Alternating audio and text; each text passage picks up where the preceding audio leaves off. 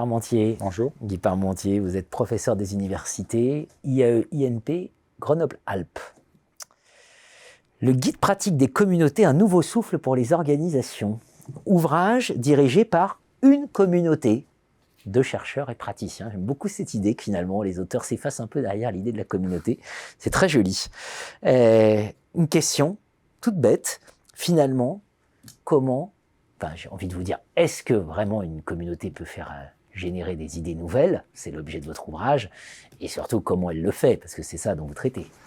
Exactement. En fait, on a appliqué à nous-mêmes les méthodes, les trucs astuces qu'on donne dans ce livre-là. On a créé une communauté pour coécrire cet ouvrage-là. Alors bon, il y a eu quand même 5 pilotes dans l'avion pour diriger tout ça, parce qu'il y a énormément de travail, de collecte, de réécriture, d'organisation de réunions. Alors tout s'est fait à distance en plus, pendant le Covid, entre autres. Bon, il y a eu quelques moments où on a pu se rencontrer, les 5 co-éditeurs, et travailler ensemble. Voilà. Donc on a appliqué en fait les prétextes du livre à nous-mêmes. Alors est-ce qu'une communauté peut être à l'origine de nouvelles idées et d'innovations? Ben oui, il y a plein d'exemples qui nous le montrent. On voit beaucoup d'innovations, notamment dans le sport, qui sont issues de communautés de passionnés. Le VTT, par exemple, le VTT, ce n'est pas un fabricant de vélo qui l'a inventé.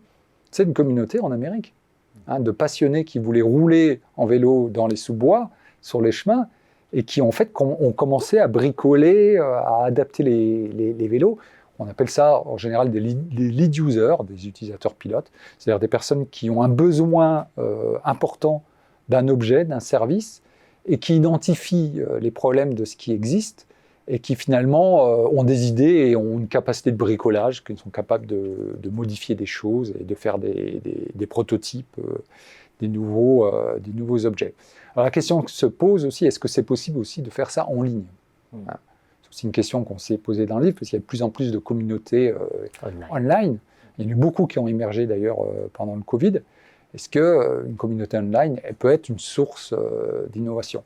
Ben là, oui, on a pas mal de constats. Moi, j'ai beaucoup étudié une communauté qui s'appelle Trackmania. C'est un jeu vidéo dans lequel il y a une, voire des communautés de joueurs qui se sont mis autour de ce jeu-là et qui, en fait, avaient utilisé les outils du jeu vidéo pour fabriquer des nouveaux circuits de course et pour organiser des événements. Et cette communauté-là a inventé énormément de nouvelles manières de jouer, de fonctions dans le jeu qui ont été développées à côté de l'éditeur.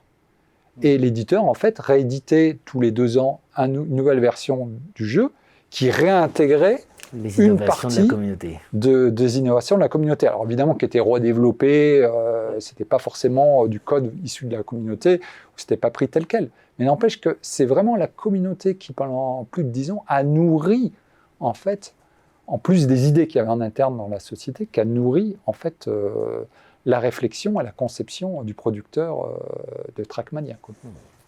Rappelons que le principe d'une communauté, c'est de fonctionner sur le don et le contre-don, à la différence d'une hiérarchie verticale. Là, on est dans l'horizontal. Et évidemment, le don contre don, ça sécrète de la nouveauté. C'est logique. Donc, pour comprendre comment, et surtout avoir beaucoup d'exemples, là, j'ai sous les yeux la communauté Exchange de Schneider Electric. Oui, il y a, en fait, on a travaillé avec 35 chercheurs, 35 praticiens, qui aujourd'hui, en fait, dirigent les programmes de communauté ou qui, finalement, animent des communautés dans des entreprises comme Schneider Electric, comme Engie, comme Speed Batignolles, voilà, comme plein de grands et de plus petites entreprises aussi, qui en fait ont écrit sur ce qu'ils faisaient, qui ont témoigné, qui ont plein d'études de cas, un peu du concept aussi, parce qu'il faut quand même expliquer les concepts, puis des fiches qu'on appelle actions, pour comment on fait, pour expliquer comment on fait en fait dans telle situation-là. Pour comprendre ces fameuses communautés auxquelles on doit aussi le logiciel libre. Voilà, enfin comprendre tout ce mouvement et toute cette dynamique, le guide pratique des communautés, un nouveau souffle pour les organisations, édition d'innovation. Merci Guy Parmentier.